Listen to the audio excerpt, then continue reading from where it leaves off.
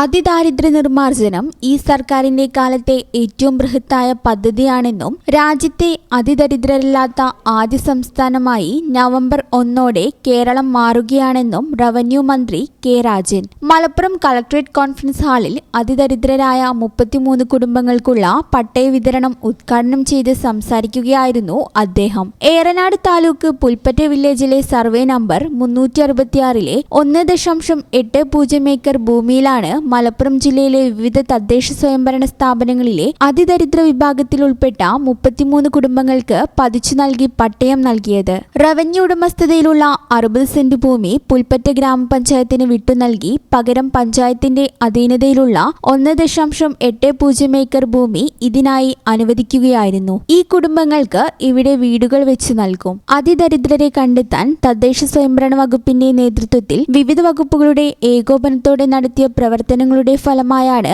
ദാരിദ്ര്യ നിർമ്മാർജ്ജനം സാധ്യമാക്കാൻ കഴിഞ്ഞതെന്ന് മന്ത്രി പറഞ്ഞു. സംസ്ഥാനത്ത് 64,006 അതിദരിദ്ര കുടുംബങ്ങൾ ഉണ്ടെന്നാണ് തദ്ദേശ വകുപ്പിന്റെ സർവേയിൽ കണ്ടെത്തിയത്. ഇവരെ ദാരിദ്ര്യത്തിൽ നിന്ന് മോചിപ്പിക്കുക എന്ന കർമ്മമാണ് സർക്കാർ ചെയ്യുന്നത്. ഈ സർക്കാരിന്റെ കാലത്ത് 33,065 പട്ടയങ്ങളാണ് മലപ്പുറം ജില്ലയിൽ വിതരണം ചെയ്തത്. സാധാരണക്കാരന് വേണ്ടി ചട്ടങ്ങളിലും നിയമങ്ങളിലും മാറ്റം വരുത്തി പുറമ്പോക്ക്, തരിശ്, റവന്യൂ ഭൂമി ഉൾപ്പെടെ മുൻഗണന വിഭാഗത്തിൽ ഉൾപ്പെട്ടവർക്ക് പട്ടയം നൽകുക എന്നതാണ് സർക്കാരിന്റെ നയമെന്ന് മന്ത്രി പറഞ്ഞു.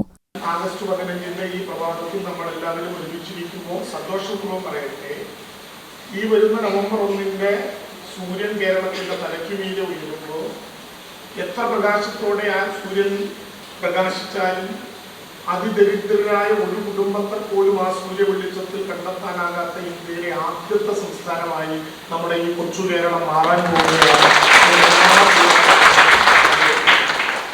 അതൊരു ഇച്ഛാശക്തിയാണ്.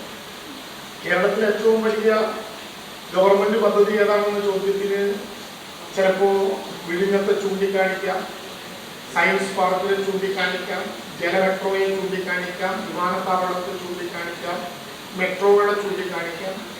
പക്ഷെ വ്യക്തിപരമായി എൻ്റെ അഭിപ്രായം ഗവൺമെന്റിന്റെ പൊതുവായിട്ടുള്ള ധാരണ കേരളത്തിലെ ഈ ഗവൺമെന്റ് നടത്തുന്ന വികസന പ്രവർത്തനങ്ങളിൽ ഏറ്റവും വലുതും ഏറ്റവും ബൃഹത്വവുമായിട്ടുള്ള പദ്ധതി കേരളത്തിലെ സാധാരണക്കാരായ മനുഷ്യരെ അതിദാരിദ്ര്യത്തിൽ നിന്നും മോചിപ്പിക്കാനുള്ള ഒരു ഇച്ഛാശക്തിയോട് കൂടിയിട്ടുള്ള ഇടപെടലാണെന്ന കാര്യത്തിൽ ഒരു സംശയവും തർക്കവും. കേരളത്തിൽ കഴിഞ്ഞ 5 വർഷക്കാലത്തിനിടയിൽ നേരത്തെ വൈദ്യുതൊക്കെ പറഞ്ഞതുപോലെ നമ്മുടെ പ്രിയപ്പെട്ട MLA പറഞ്ഞതുപോലെ ധാരാളമായി പട്ടയങ്ങൾ വിതരണം ചെയ്യാൻ MLA-മാരുടെ നേതൃത്വത്തിലുള്ള പട്ടയ അസംബ്ലികൾ കൂടി ഉൾപ്പെടുത്തിക്കൊണ്ട് കൃത്യതയോടുകൂടിയുള്ള പരിശ്രമം നടത്തിയപ്പോൾ 2,23,947 പട്ടയങ്ങൾ 4 വർഷക്കാലം കൊണ്ട് ഈ ഗവൺമെന്റിനും റവന്യൂ വകുപ്പിനും വിതരണം ചെയ്യാൻ. ആ 2,23,945 പട്ടയങ്ങളിൽ അഭിമാനത്തോടെ പറയട്ടെ 33,365 പട്ടയങ്ങൾ വിതരണം ചെയ്ത ജില്ലയുടെ പേര് മലപ്പുറം ജില്ല എന്നാണ്.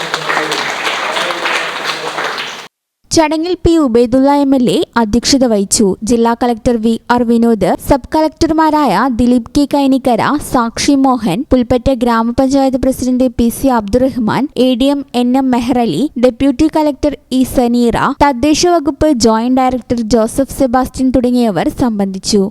ഈ ചാനൽ ന്യൂസ് മലപ്പുറം.